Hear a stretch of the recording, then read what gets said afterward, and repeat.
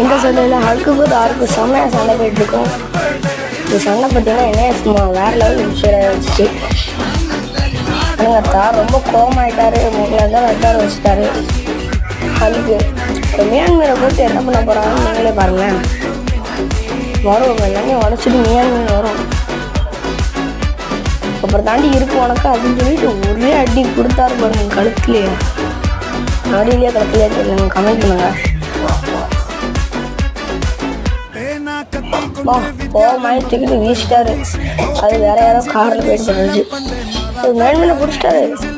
இதை வச்சு அடிக்க போறான்னு நினைக்கவும் போகும்போது தான் சுக கூட முடியல அதுக்கான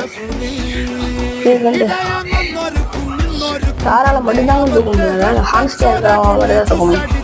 போட்டு அதுக்கு போட்டு தூக்கிட்டு மேலே தூக்கி அடிச்சிட்டாரு.